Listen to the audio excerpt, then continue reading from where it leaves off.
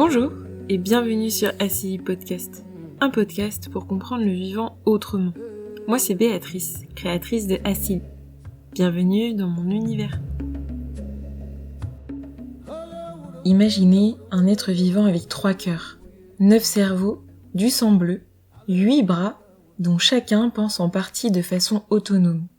Un être capable de changer de couleur en une fraction de seconde, de se faufiler dans n'importe quelle ouverture dès lors qu'elle est assez grande pour son bec, de dévisser un couvercle, d'ouvrir un bocal, de s'échapper d'un aquarium et de retrouver le chemin vers la mer. Et la nuit, quand cet être dort, sa peau se met à changer de couleur. Des motifs qui apparaissent, disparaissent, se transforment. Ses yeux bougent sous ses paupières, ses ventouses se contractent. Peut-être qu'il rêve. Bienvenue dans l'épisode 5 d'Acili.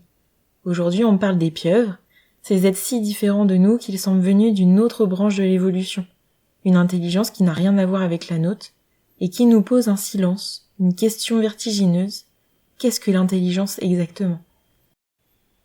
Pour comprendre à quel point les pieuvres sont différentes de nous, il faut commencer par une mise en perspective évolutive.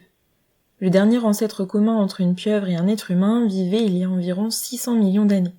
C'était probablement un ver plat, sans cerveau complexe, sans yeux, sans grand-chose qui ressemble à ce que l'un ou l'autre allait devenir.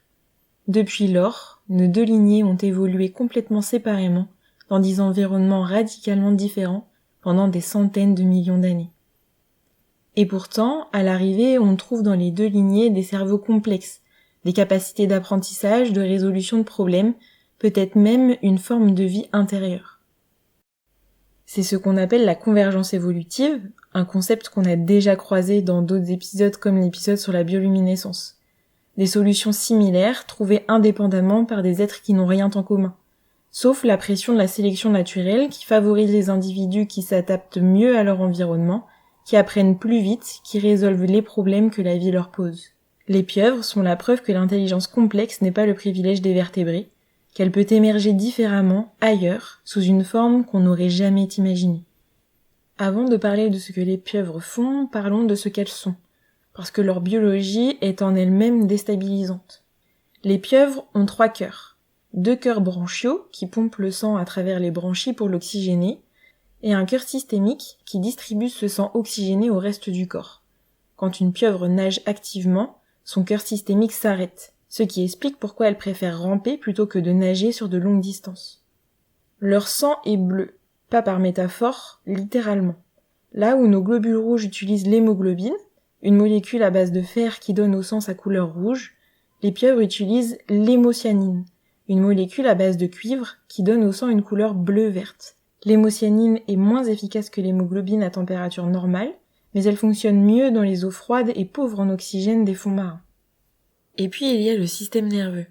Les pieuvres possèdent environ 500 millions de neurones au total, mais les 2/3 de ces neurones ne se trouvent pas dans le cerveau central, ils se trouvent dans les bras. Le cerveau central, situé entre les yeux et entourant l'œsophage, ne contient que 40 à 50 millions de cellules, la plus petite partie du système nerveux.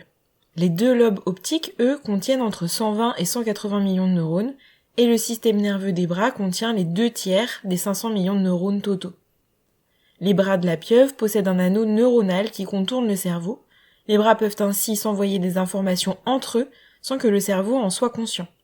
Le cerveau ne sait pas vraiment où se trouvent ses bras dans l'espace, mais les bras, eux, savent où ils sont les uns par rapport aux autres, ce qui leur permet de se coordonner.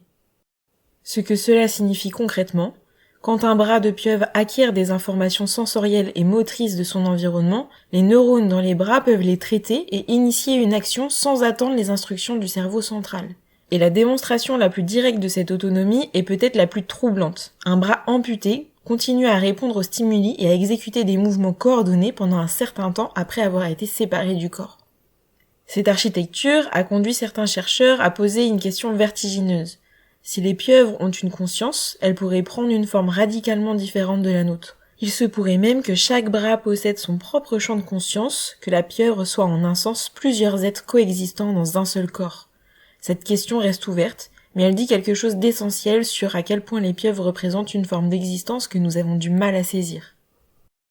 Mais ce qui rend les pieuvres encore plus fascinantes, c'est ce qu'elles font avec cette biologie extraordinaire.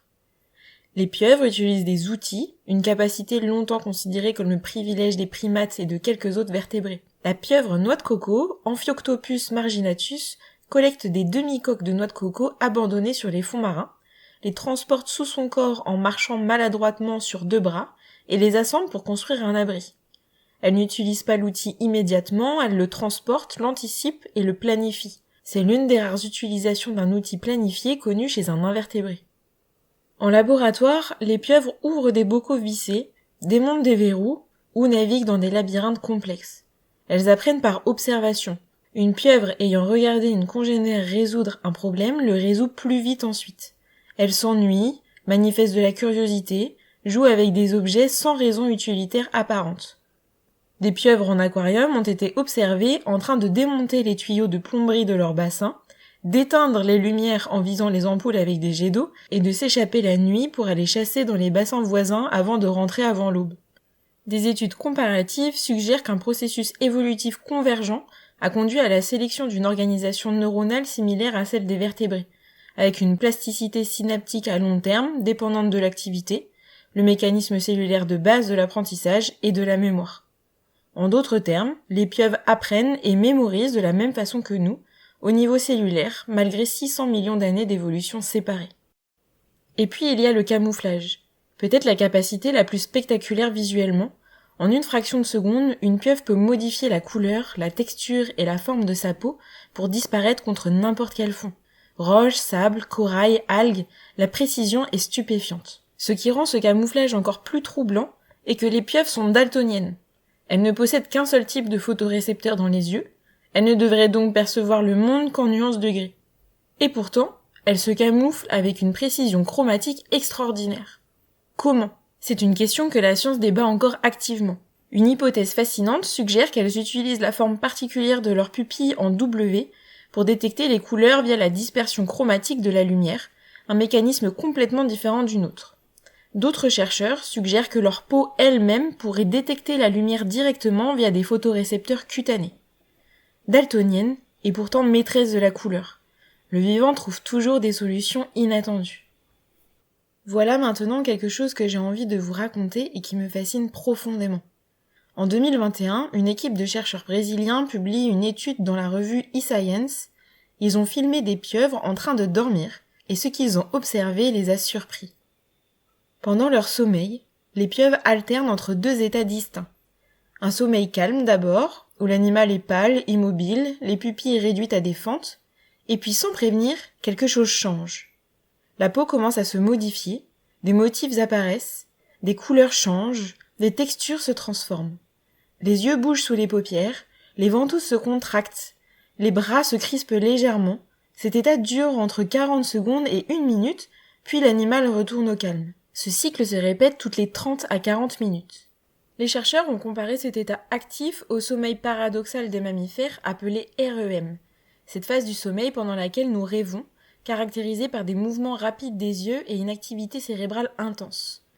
En 2023, une étude publiée dans Nature a confirmé que les corrélats neurologiques de cet état actif ressemblent effectivement à ceux du sommeil REM des vertébrés. Est-ce que les pieuvres rêvent ? La réponse honnête est on ne sait pas. On ne peut pas le savoir avec certitude, une pieuvre ne peut pas nous dire ce qu'elle vit. Mais les données suggèrent qu'elles vivent quelque chose, que leur cerveau rejoue peut-être des scènes de leur journée. Siddhartha Ribeiro, l'un des auteurs de l'étude, dit avec une belle formule « Il est tentant d'essayer de lire les rêves des pieuvres sur leur peau. » Mais je trouve cette image extraordinaire. Un être si différent de nous, dont la vie intérieure se lit peut-être à travers les changements de couleur de sa peau pendant qu'il dort. Il y a un dernier aspect des pieuvres que je veux évoquer, parce qu'il ajoute une dimension mélancolique à tout ce qu'on vient de dire. Les pieuvres vivent peu. La plupart des espèces vivent entre 1 et 2 ans. Certaines, comme la pieuvre géante du Pacifique, peuvent atteindre 5 ans, mais c'est une exception. La grande majorité de ces êtres extraordinaires n'a qu'une année, parfois 2, pour vivre, apprendre, chasser, se reproduire. Elles sont solitaires. Elles ne forment pas de groupe, ne construisent pas de société, ne transmettent pas de savoir à leurs petits. La femelle meurt souvent peu après avoir pondu ses œufs, après les avoir gardés sans manger pendant des semaines. Chaque pieuvre recommence tout depuis le début. Toute l'intelligence qu'elle développe au cours de sa vie s'éteint avec elle. Tout ce potentiel cognitif, cette curiosité, cette capacité à s'adapter pour une vie d'1 an. Il y a quelque chose de vertigineux là-dedans, et qui nous rappelle que la vie peut être extraordinaire dans des formats que nous n'aurions pas imaginés. Les pieuvres nous posent une question que je trouve essentielle. Qu'est-ce que l'intelligence ? Pendant longtemps, nous avons défini l'intelligence à notre image. Un cerveau centralisé, des comportements sociaux complexes, une transmission culturelle du savoir. Les pieuvres ne cochent aucune de ces cases, et pourtant elles résolvent des problèmes, utilisent des outils, apprennent, s'ennuient, et peut-être rêvent. Leur intelligence est distribuée, solitaire, éphémère. Elle est inscrite dans 9 cerveaux qui pensent ensemble et séparément à la fois. Elle s'exprime dans la couleur de leur peau, autant que dans leurs actions. Elle nous rappelle que le vivant invente des formes d'intelligence que nous sommes encore loin d'avoir toutes comprises, et que notre façon de mesurer l'intelligence, à l'aune de la nôtre, est peut-être bien trop étroite. La prochaine fois que vous verrez une pieuvre, en plongée, dans un aquarium, même en photo, regardez-la autrement. Derrière ces yeux étranges, en forme de W, il y a 9 cerveaux qui travaillent. Une vie d'une intensité que nous avons du mal à imaginer, et peut-être quelque part des rêves que personne ne peut lire. Sauf peut-être sur la couleur de sa peau. Comme d'habitude, pour les plus curieux d'entre vous, vous retrouverez en bio dans la description les articles scientifiques qui m'ont permis de faire cet épisode. Si cet épisode vous a plu, n'hésitez pas à le partager et à en parler autour de vous. Quant à nous, on se retrouve la semaine prochaine. D'ici là, gardez les yeux grands ouverts. Il y a des merveilles partout qui n'attendent que vous.